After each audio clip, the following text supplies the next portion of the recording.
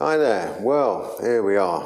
Now then, what we're going to talk about now very, very quickly is the upcoming fight on Saturday between Joshua and Usyk. And I'm going to give you my idea on what's going to happen. Right or wrong, we'll find out on Saturday, won't we? Okay. Everybody's talking about the fact that Joshua is so much bigger, stronger, and he could just pile straight through him. And Usyk hasn't shown too much at heavyweight so far. And in a way, it's difficult to argue that, isn't it? Because he hasn't really shown much. But what he has shown is that at cruiserweight, he was the best. And he went in everybody's backyard and proved it. Now, does that mean he can do it at heavyweight? Let's have a look at what people said about him versus Chisora first of all. They said that it was a tough fight and he didn't show this, he didn't show that, blah, blah, blah. Well, you know, sometimes the people behind the scenes get a little bit in tune with their guy, and everybody is on Joshua's side, so to speak. Everybody was on Chisora's side, so to speak, all the UK commentators and everything. And watching it clinically, you saw that Usyk was able to push him around. He was able to control him. He was concerned, Usyk, about all the illegal blows that kept coming in, and nothing seemed to happen with it. The referee never said a word. There was a lot of low blows, a lot of kidney shots and stuff like that, and he was continuously having to block low because of low shots coming in. That's by the by. But I thought that he controlled him pretty well, and that was probably the best Chisora that we've ever seen, and he was controlled and sorted pretty comfortably, in my opinion. When it comes to Joshua, can't argue the fact that he's proven himself. He had the hiccup against Ruiz, rectified it. Cannot argue what he's done, cannot argue the fact that he's always stepped up to the plate. What you can say is that the people he stepped up to the plate with have tended to be past their prime by the time they get there, or well past their prime really, with the exception of Ruiz, who really upset the apple cart, so to speak. Now, people have been talking about the size difference. The only reason they don't talk about the size difference with Ruiz was because Ruiz is so fat. Like most of the heavyweights today, they're fat. Joshua to one side, of course he's not. But you look at most of them, they're just fat.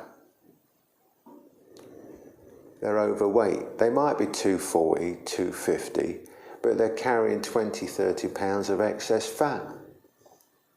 Simple as that.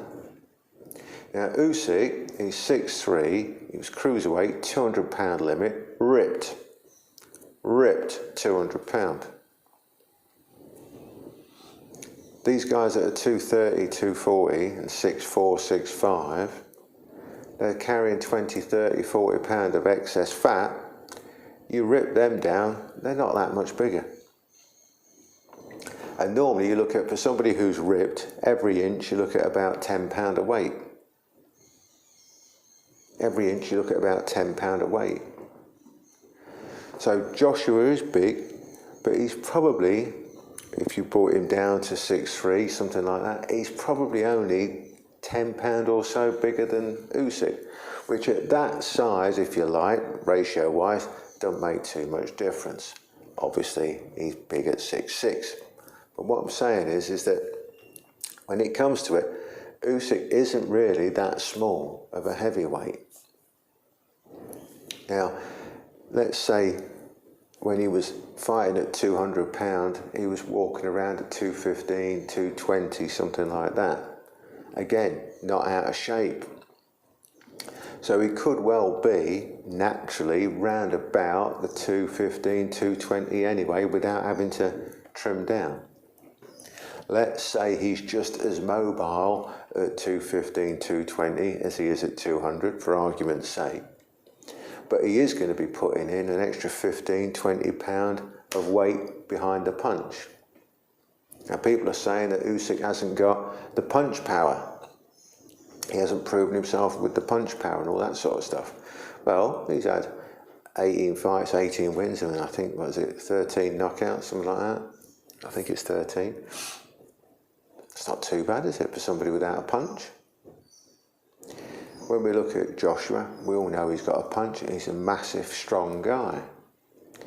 But he hasn't got the one-punch knockout. It's not a Wilder one-punch finish. It tends to hurt people, get in there, hit them again and again and again, just like it just did with Pulev. It was all over the shop and blah, blah, blah. But you still got to land that stuff. Now, he struggled to land on Ruiz, on Parker, etc.